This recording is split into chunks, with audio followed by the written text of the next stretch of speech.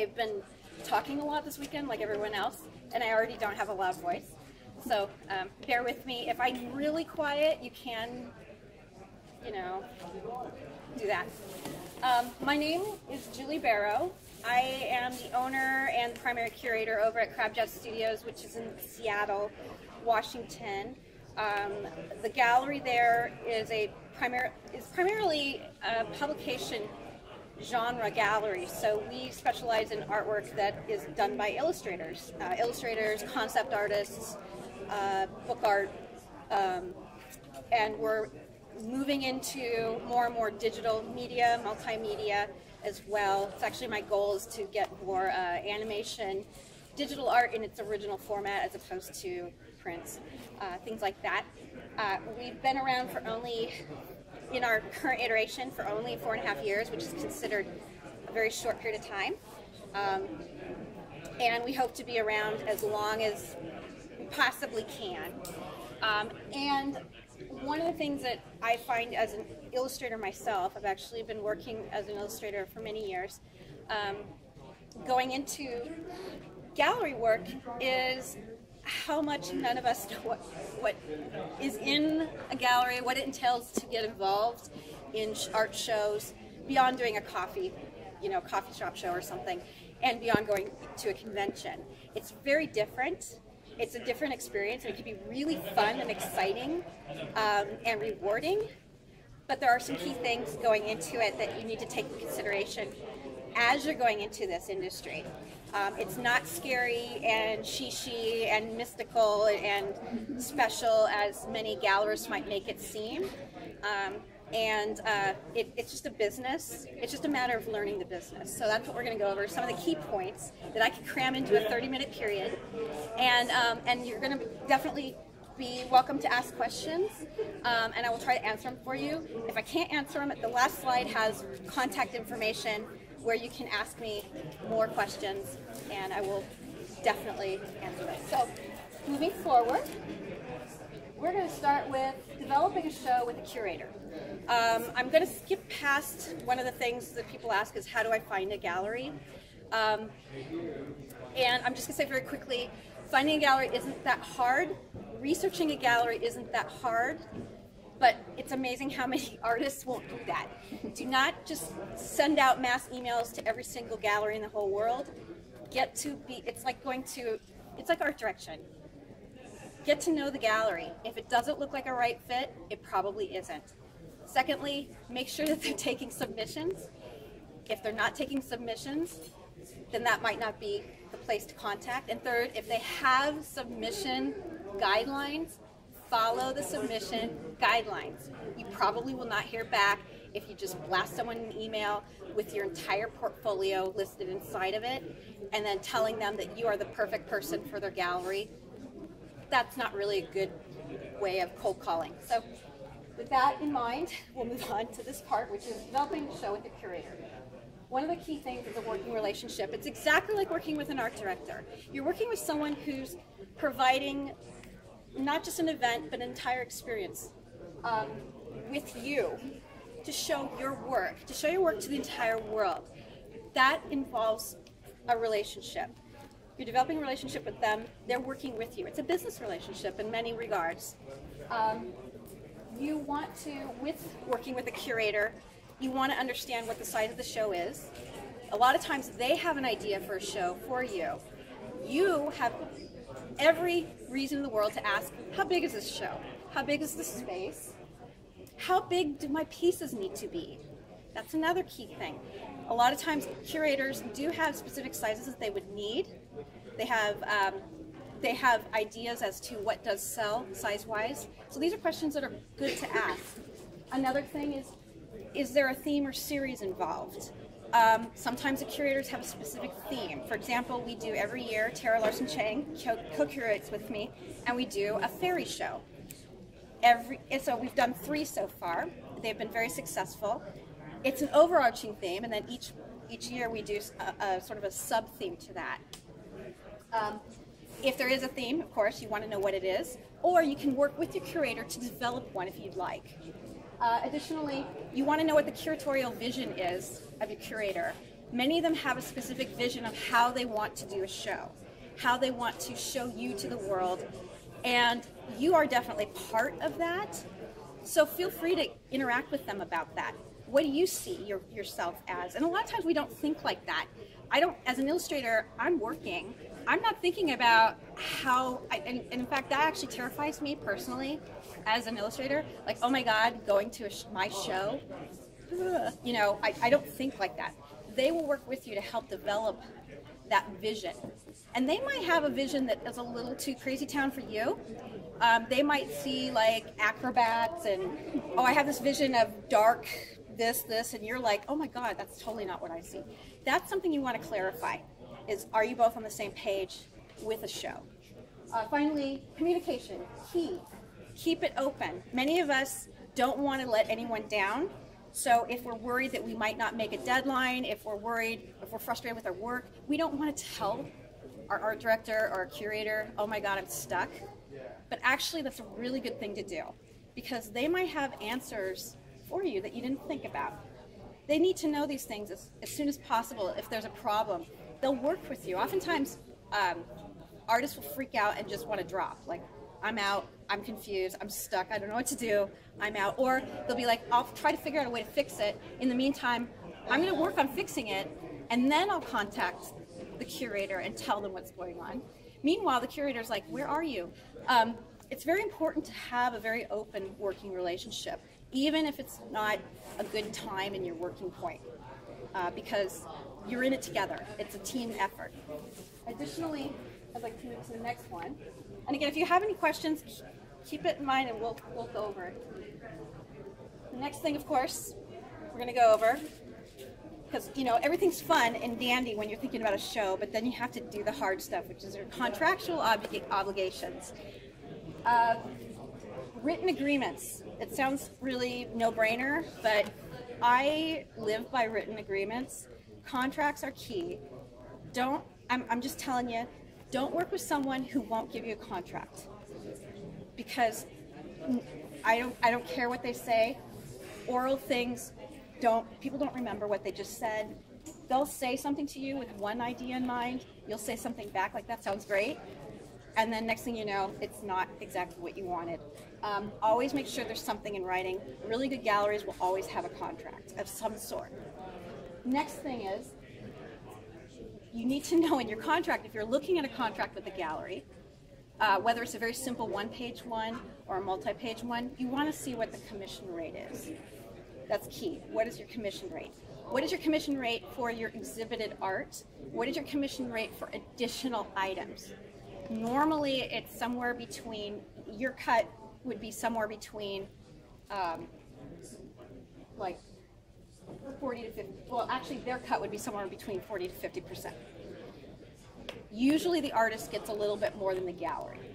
The only time it might be 50-50 is if the gallery has an incredible brand and they're actually working with you to expose you to people that otherwise you'd never get anywhere near. Like high-end New York galleries oftentimes do 50-50.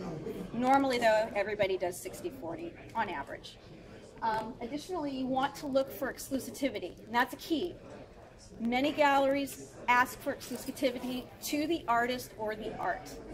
Check to see what that is. That could be anywhere from you are exclusive to the gallery only. It could be you are exclusive to the gallery within a range of mileage, so no other galleries nearby can show your work, which makes sense if you think about it. You don't want to saturate a market. You know, you don't want to be showing in 5 different places in the same town at the same time. That actually screws everybody. And you want to see what the exclusivity is to your items in the show. Are they holding on to your work for a year after the show's over? You want to know these things. And sometimes they're written into the contract and you don't actually, you're reading and you're so excited, you don't actually read it. And then you realize later. It is actually very normal for galleries to have a certain element of exclusivity to the item in the show after a short period of time. After the show, anywhere between maybe a couple weeks to a few months, sometimes up to 6 months. That's actually very normal. But if there's anything beyond that, that might be something you might want to think about before signing a contract with a gallery. Additionally, shipping costs are always a question that people ask. Who's paying shipping? Normally, artist pays for shipping. Not always, but normally. Museums is a different situation, but oftentimes, because of various ship costs, it is expensive to ship art. Artists do not pay shipping if it's bought. They don't pay for shipping if a customer buys it, the customer pays shipping. That's not an issue, but usually the artist pays for shipping. Regardless, check to see if that's in the contract. If not, ask. And we'll go over shipping in a little bit later because that's actually a whole big section in itself. If there are amendments that you want to make, you can always ask for amendments in a contract. Most of the time, several of the key items are not amendable. But if you do discuss amendments, make sure that they are written and signed by both parties and everybody has a copy, okay? That's a key thing. You can't just go and amend a contract and then like, okay, I amended it. No, it's just like with any normal contract, both parties have to sign to agree on it. Always ask if the gallery has insurance, liability, or what happens if there's damage to the art at any time during the show or during storage of the show. Gallery, just as a heads up, gallery insurance is incredibly expensive for galleries. Most of them do not have gallery insurance. Most of them should have business liability insurance or something in place for damage, for theft. You know, you can always ask those things. Do you have security? Do you have security during your opening? Do you have security set up in your building? Do you have bars on your windows? What's your security? And if something's lost, who's responsible? Those are things you can always ask, and those are very, very valid questions. And then marketing obligations are usually listed in the contract as well. You know, are they going to advertise on certain channels? What are they? Do they have mailing lists, social media? Do they have ad marketing campaigns? If so, do they need specific images from you? Things like that, usually in mid-sized to larger galleries particularly, that information will be discussed in the contract as what their obligations are to you. But not always, but most of the time. Okay, this is something that I want to bring up because it's a big issue with illustrators moving into this industry. We all wait till 3 weeks before something's due. With an art show, you cannot do that. You need to be mindful of your deadlines versus your own work ethic. It's very exciting to be asked to do a solo show. It's not such a cool idea if you work on gigantic oil paintings and you only have 3 months before your show and you just started your first one. So be very mindful of how you work and how much work you can produce. Also be mindful of your current workload. You want to make sure that you balance your workload of what the stuff is you need to take care of your bills now versus a show. Most galleries will give you a good chunk of time to do a body of work. Don't wait till the last month to do that, to do your work. It doesn't work out. Additionally, throw in, just like anything, throw in your buffer days, your sick days, your I'm going to convention days. Think about all the things that you might have to do within that period of time that you've been asked to do a show. Just as a reference, the last month prior to your show is usually devoted to press releases, marketing, documentation, and cataloging. We're trying to promote your show before it launches. So again, don't wait 3 weeks before your show to get your work done. You haven't gotten your photography done. You don't even know the name of your piece. You know, those things are the more information that we have as a gallery that we can put out there about your work, the more images we can put out there that are good images, the more we can promote you, promote your work, promote your show, and get people excited. If you wait till the last minute, that period of time, it's very hard to try to promote something when you've got nothing to show. And again, unlike publishing scenarios, we have a hard opening. I can't move my opening night to another day because you just need one more day. So you have to think when you're doing a show, those I can't change that opening night. I can't go, okay, we'll just do it tomorrow. No, we got to do it that night. It's hard. You know, usually galleries have a schedule that's a done deal well in advance. We can't change nights.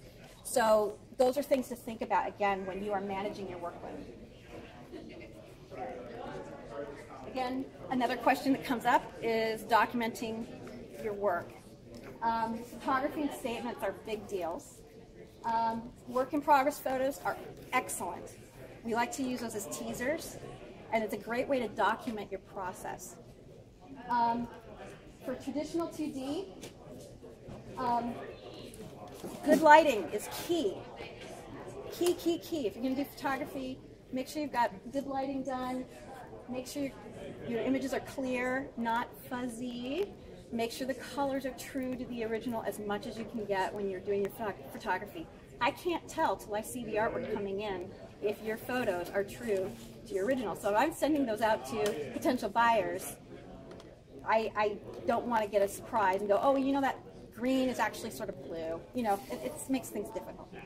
For 3D art, make sure you get multiple images of your 3D work, including details. Sculptures are hard to sell if I only have one photo from the front and no other pictures. If you have video of in the round, that's even better. Don't use your cell phone for your final photos. Please don't use your cell phone. Please don't send me stuff off your phone. Photographs of pieces under glass, you will always get a reflection. So try to get a picture before you frame it. And then do not overly Photoshop your images. A lot of people like to make things look as pretty as possible in their final photos, but if it doesn't look quite like the original, it really is not good. I mean, it's very bad to have something that looks one way and then someone sees the original and they're like, oh. You don't want to do that. So try to keep it as true to the original as you can. Again, this is not necessarily applying to digital art. Digital is totally different. Of course, as we know, your image is going to look the same both ways.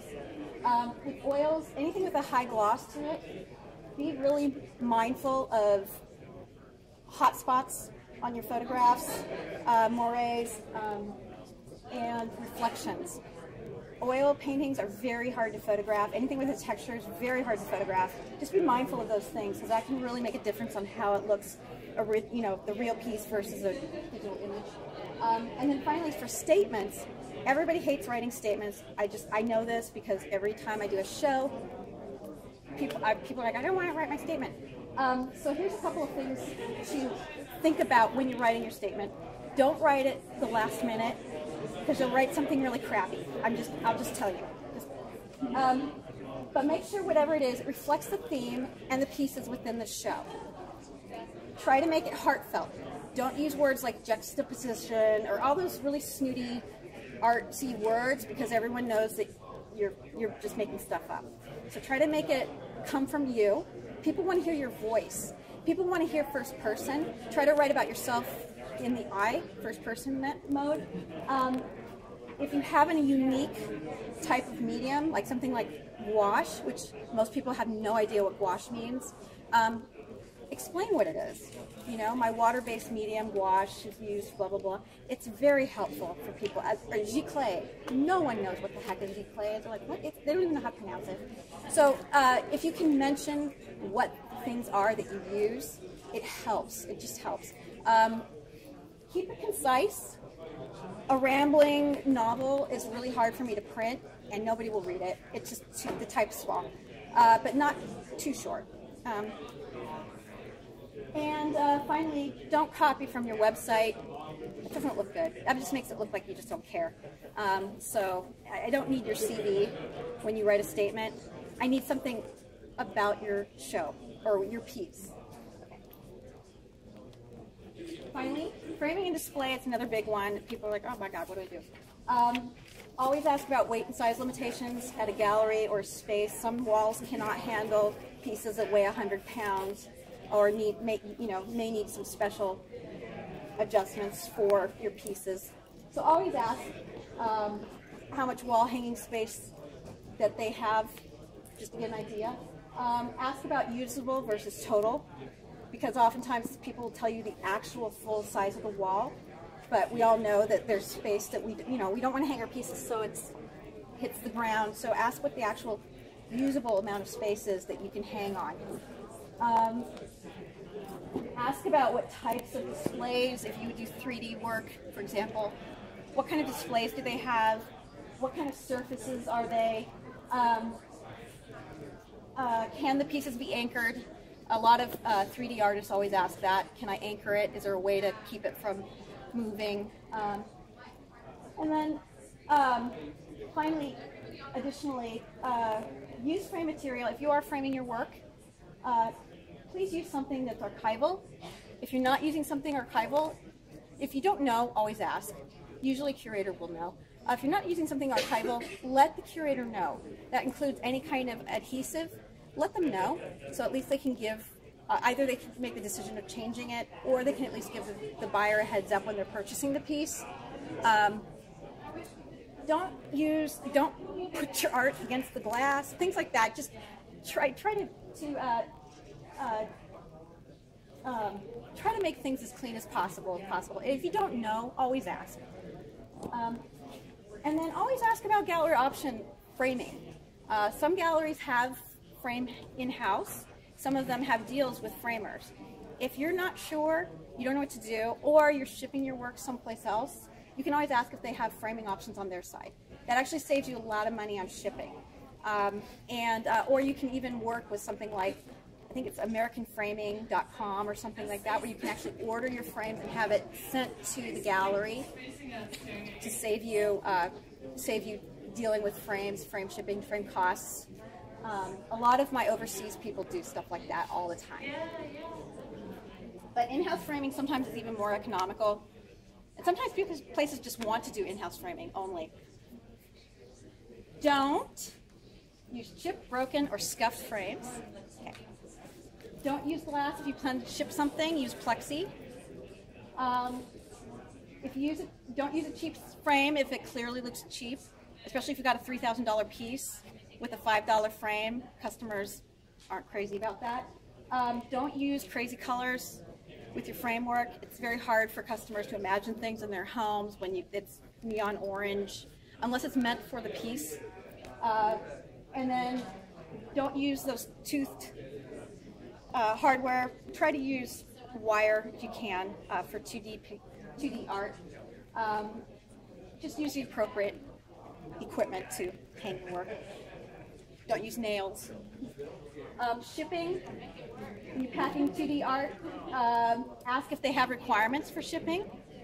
Don't pack glass again if you can help it. Use foam core or something hard or rigid to cover the front of your pieces to make sure that it doesn't get banged around. Don't tape anything directly to your frame if you can help it, because when we peel the tape off, oftentimes the surface of the frame will come off too. Use something on your corners, whether they're the paper corners, bubble wrap, something on the corners. Corners have a tendency to shift and chip. Don't overpack your box.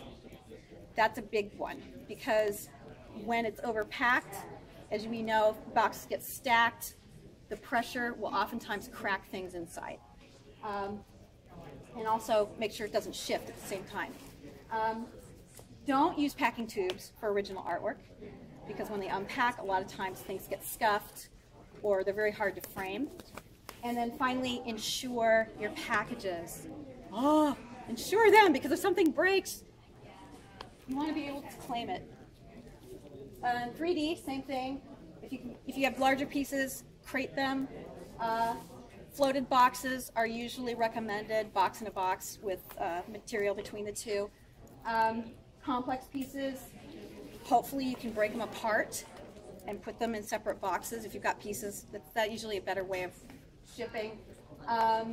Send along assembly information for 3D art. And finally, insure your package.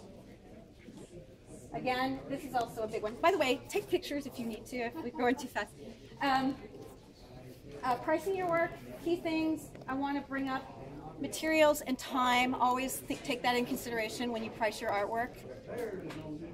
Take in consideration the commission rate. Always make sure that you tack that into your retail amount. Market value is something to think about. Always talk to the gallery owner. That's something to do to find out what the local market is for artwork. Different areas have different market rates, different price points. You might need to make adjustments to your pricing to reflect an area that you've never shown before, or may have a different price point than what you're normally used to. Don't undervalue your artwork. You have no idea how many of you guys tend to send me something and go, oh, it's just 100. Well, I can't, if you've spent 5 million hours on it, why are you going to sell for $100? So don't get anxious and undervalue yourself. And the same, you know, and don't flux.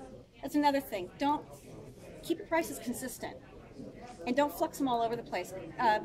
Collectors get very frustrated when pricing goes all over the place because it affects them, it affects their collection as well, and they're confused. They don't know what to expect out of you. If you don't know why something sells, research it. Don't panic and drop the price, or you know, come up with ask, and then never drop a price. Never panic and go, oh my God, okay, now I'm going to sell my work for 500, even though it was 1,000. Don't do that. Don't do that. Be patient. You will sell eventually. Be patient. Again, this is another question. Marketing your show. Remember that when we do a show, it's not just objects, it's the experience of the show. We're marketing everything about you, everything about your work, you yourself. It's not just the objects. We're not just selling your art. You know, it's not like, oh, here's a couple pieces. You're dealing with oftentimes the galleries, social media, our mailing lists. You're joining in with us. We're spreading the word for you. Those are things that you might want to also jump in as well. A lot of artists get really panicky and they don't actually let people know that they're having a show somewhere because they're afraid that what if it fails? I don't want to look dumb. The reality is I don't have connection to everyone's fan base. I just have my connection. So let everyone know. I mean, the more confident you are about your work and who you are, the more people will follow and get excited too. But we do have things like preview lists, things like that. You can ask me questions about that. I even have artists that send me people that they think would be great for a preview list. And that's awesome. We're working together to sell you guys. That's our key, you know. Press releases and advertising. Most galleries have press releases that we do. We usually do them 3 weeks to a month in advance at the least. We oftentimes do advertising. You can always ask where we are advertising. That's fine, you know. We always have, or most always have, brick and mortar places have opening and closing receptions. Sometimes both, sometimes one, sometimes the other.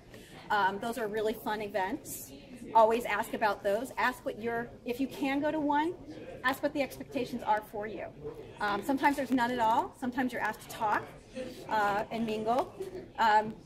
And many of us help you through the process. If you are introverted and terrified of people, don't worry. We will not throw you to the wolves and run away and laugh, you know. Press and collector parties are some things that some places do. I do them when I can. I can't always do them, but I try to. Some places do them all the time. Some places never do them. It's always good to ask, you know. And finally, reviews.